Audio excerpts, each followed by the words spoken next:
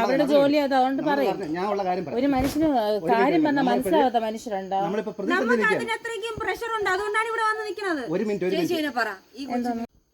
ഇപ്പൊ നിങ്ങൾ മാത്രമേ ഉള്ളൂ സംഘത്തിൽ, വേറെ മെമ്പേഴ്സ് ആരുമില്ല ഇവിടെ വരാനൊന്നും? ആർക്കാർക്കും പറ്റൂല. ചേച്ചി എനിക്കൊരു കയറെടുത്തതാ, ഞാൻ ഇവിടെ തൂങ്ങി ചാവണേ. ലോണം വെച്ച് തന്നോണ്ട് മനുഷ്യനായിട്ട് കൊല്ലാൻ വേണ്ടി വെച്ചിട്ട് പോട്ടാ. നിങ്ങൾ കുറച്ച് വിഷമാറ്റി ഞങ്ങൾക്ക് ഒരു കാര്യം പറഞ്ഞു കഴിഞ്ഞാൽ ഏത് മനുഷ്യർക്കും കാര്യം പറഞ്ഞാൽ മനസ്സിലാവും. നിങ്ങൾക്ക് മാത്രമാണ് മനസ്സിലാവാത്തത്. ഇല്ല, രാവിലെ തരാം, നിങ്ങൾക്ക് നാളെ തരാതെ വീഡിയോ പിടിച്ചോ, നാളെ തരാന്ന് മാന്യമായിട്ട് പറഞ്ഞു. ഞാൻ പ്രഗ്നന്റ് ആണ്, ഇന്ന് ഹോസ്പിറ്റൽ എമർജൻസി വന്നതുകൊണ്ട് അപ്പോഴേ ഞാൻ പറഞ്ഞു വൈകുന്നേരം തരാം, വൈകുന്നേരം തരാന്ന് പറഞ്ഞു.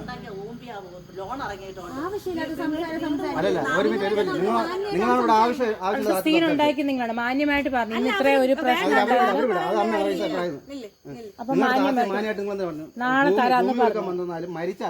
പൈസ വേണോന്ന് പറഞ്ഞു. മരിച്ചാലും നിങ്ങൾ പൈസ കൊണ്ടേ പോകണമെന്ന് പറഞ്ഞു. അത് ചോദിച്ചു, മരിച്ചാലും പൈസ കൊണ്ടേ പോകുമെന്നാണ് പറഞ്ഞത്. നിങ്ങൾക്ക് ഒരു കാര്യം പറഞ്ഞാലും മനസ്സിലാവാത്ത നിങ്ങൾ എടുത്തോ, ഇത് ഇതാക്കുമ്പോ കട്ടിങ് മാന്യമായിട്ട് പറഞ്ഞു. നാളെ വൈകുന്നേരത്തിനുള്ളിൽ ക്യാഷ് അറേഞ്ച് ചെയ്ത് തരാമെന്ന് മാന്യമായിട്ട് പറഞ്ഞു. ഒരു ഇത് സാഹചര്യം ഞാൻ ഹോസ്പിറ്റലാണ്, ഞാൻ പറഞ്ഞില്ലേ ഈ രണ്ട് മക്കളെ കൊണ്ട് അങ്ങനെ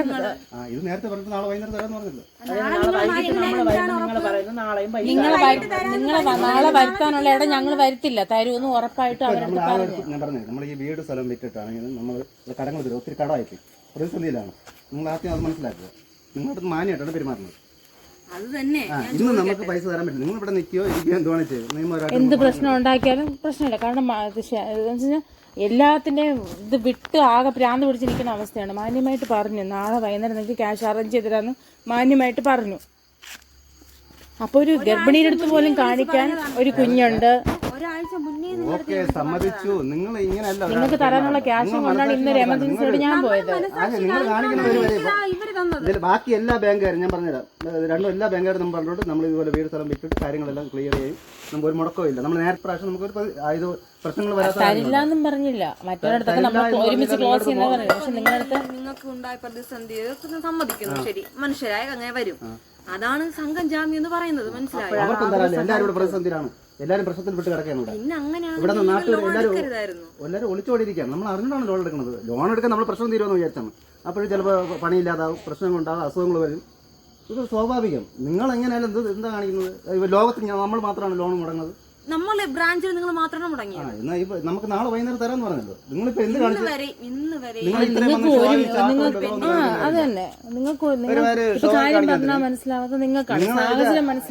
ഡയലോഗ് അടിക്കണം. നമ്മൾ കണ്ടിട്ടുണ്ട്, നമ്മുടെ ബാങ്കുകളിൽ ജോലി വർക്ക് ചെയ്ത് വരുന്നു.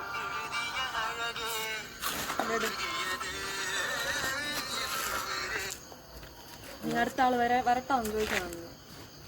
ആര് വന്നു കഴിഞ്ഞാലും ഇവിടെ എന്തിനു വന്നു കഴിഞ്ഞാലും ഇല്ല, അവർക്കും കുടുംബങ്ങളുണ്ട്, എനിക്ക് മനസാക്ഷിയുണ്ട്. വീട്ടിൽ പോകുമ്പോൾ ഞാൻ പറഞ്ഞിട്ടുള്ളത്. എങ്കിലും അവര് നമ്മളിവിടെ ഇത്രയും ദൂരത്തിൽ വന്നുകൊണ്ടാണ് വിളിക്കുന്നത്. മനസ്സിലായോ?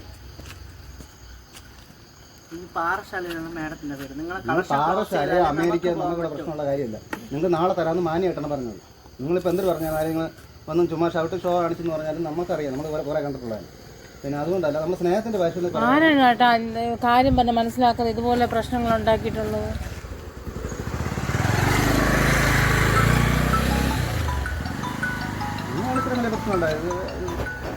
ഒരു ദിവസത്തെ സാവകാശം നിങ്ങൾക്ക് തരാനില്ല, ഒരേ ഒരു ദിവസത്തെ സാവകാശം ഇല്ല. അപ്പൊ മനസാക്ഷി ഇല്ലാതെ കാണിക്കുന്ന ആരാണ്? ചേച്ചി മനസ്സിലാക്കണം, ഈ രാത്രി ഇത്രയും ബുദ്ധിമുട്ട് വന്നു, ഇത്രയും ആൾക്കാർ വന്നിട്ടുണ്ടെങ്കിൽ നമുക്ക് എത്ര പ്രശ്നമാകും ചേച്ചി. ഇത്രയും തോന്നും. അല്ലെങ്കിൽ ചേച്ചി പറഞ്ഞിട്ടുണ്ട് കാട്ടാക്കടയിൽ ഇവിടെ എടുത്തിട്ടുണ്ടെന്ന്. ഞാനും കാട്ടാക്കടയിൽ 4 വർഷവും പാർസൽ ഇരുന്നവരാണ്. എനിക്കും അറിയാം, ഇവിടെ എനിക്ക് ഒത്തിരി സംഘങ്ങൾ അറിയാം. ഒരാൾ മുടക്കം ഇട്ടെന്ന് പറഞ്ഞിട്ട് ഇവിടെ കുറച്ചൊരു ഒടിച്ചോടി പോയത്, ഈ സ്ഥലം വിറ്റൊക്കെ പോയത് എനിക്കറിയാം. എന്നിട്ടും അത് വലിയ പ്രശ്നമാണ്. നിലവിൽ ഈ വെള്ളയുടെ ബ്രാഞ്ച് പുതിയതാണ്, ഇന്ന് വരെ ഒരാൾ പെൻഡിങ് ഇല്ല. നിങ്ങൾക്ക് ഒരു ദിവസമുള്ള സാവകാശം തരാൻ പറ്റൂല എന്നാണ് ചോദിക്കുന്നത്. ഒരേ ഒരു ദിവസം അങ്ങനെ ഉണ്ടായിരുന്നെങ്കിൽ ഞാൻ അപ്പം ഞങ്ങൾക്ക് എന്തായാലും തരാനില്ല. അപ്പം എന്ത് ചെയ്യും? നിങ്ങൾ നേരം വെളുക്കണ വരെ നാളെ വൈകുന്നേരം വരെ നിങ്ങൾ ഇവിടെ തന്നെ നിൽക്കുമോ? ചേച്ചി അതാണ് ഞാൻ പറഞ്ഞ സംഘം ജാമ്യം അപ്പൊ ആരെങ്കിലും പരിശ്രമിക്കാമല്ലോ.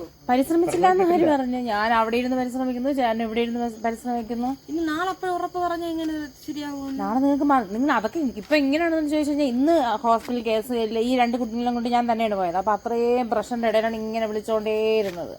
അതിന്റെ ഇടയ്ക്ക് പോലും കഴിവിന്റെ പരമാവധി ട്രൈ ചെയ്തുകൊണ്ടേയിരുന്നു. അപ്പൊ അവര് നമുക്ക് തരാമെന്ന് പറഞ്ഞിട്ടുള്ളവര് പോലും അത് തന്നെ ചേച്ചി, നമ്മൾ ഇന്ന് പോയി കഴിഞ്ഞാൽ ചേച്ചി നാളെ തരുമെന്ന് ഉറപ്പാണ്. അതുകൊണ്ടാണ് ആദ്യമേ മാന്യമായിട്ട് സ്നേഹത്തിൽ ഇവരുടെ അടുത്ത് പറഞ്ഞത് നാളെ ഉറപ്പായിട്ടും തരാന്ന് പറഞ്ഞു. അപ്പൊ ഇവിടെ ഇത്രയും ഉറപ്പ് തന്നെ പോവാം. ഇവിടെ കിടന്ന് ഇത്രയും സീൻ ഉണ്ടാക്കേണ്ട, ഇത്രയും പ്രശ്നം ഉണ്ടാക്കേണ്ട ഒരു കാര്യമില്ലായിരുന്നു. എല്ലാരും ബാക്കി എല്ലാവരും ഉറപ്പ് തന്നെ നമ്മൾ പോവാം. എനിക്ക് എഴുതി വെച്ചിട്ട് എനിക്ക് പോകാനേ ഉള്ളൂ. നമുക്ക് എഴുതി വെച്ചിട്ട് പോകാനേ ഉള്ളൂ. കാരണം അവര് പറയണം ഇന്ന പോലെ ജോലി നാളെ അടയ്ക്കാന്ന് പറഞ്ഞാൽ ഞങ്ങൾക്ക് എല്ലാവർക്കും അത് വിശ്വാസമാണ്. സംഘക്കാര് ഉറപ്പ് തന്നെ അവിടെ ഇരിപ്പുണ്ട്. കളക്ഷൻ അവിടെ ഇരിപ്പുണ്ട്. നിങ്ങളെ പൈസ കൂടെ കിട്ടിയാലേ നമുക്ക് എടുക്കാൻ പറ്റും. അതാണ് കാര്യം. നമുക്ക് മാസം ലോണാണ്, ഇത്രയും റിസ്ക് ഉണ്ട് ചേച്ചി. നമ്മൾ അതാണ് ആ 100 വട്ടം എടുത്തെടുത്ത ആ ലോണിനെ കുറിച്ച് പറയുന്നത്. വണ്ടി താക്കോ എടുത്തിട്ടുണ്ട്. ചേച്ചിക്ക് ഓർമ്മയുണ്ടോ ലോൺ എങ്ങനെയാണെന്ന് പറഞ്ഞു തന്നിട്ടല്ലേ? ഉണ്ടല്ലോ, വളരെ വ്യക്തമായിട്ട് പറഞ്ഞു. അവിടെ അവരെടുത്ത് പോയപ്പോ അവര് പറഞ്ഞു ഞാൻ സംഘത്തിലേ ഇല്ല, എന്റെ അടുത്ത് ചോദിക്കരുത് എന്നാണ് അവര് പറഞ്ഞത്. അതാണ് ഈ സംഘം അറേഞ്ച് ഞാൻ നിന്റെ അടുത്ത് 1000 പ്രാവശ്യം പറഞ്ഞിട്ടുണ്ട്. ആര് ലീഡ് തന്നാണ് സംഘം എവിടെയാണോ അവരെ കളക്ഷന് വേണ്ടിട്ടാണ് അവര് താമസിച്ച് അവർ ഇട്ട് തന്നില്ല എന്റെ അടുത്ത് പറയുന്നത്. അല്ല, കഴിഞ്ഞ മാസം ലേറ്റ് ആയിരുന്നു, വൈകുന്നേരം പൈസ തന്നില്ലേ?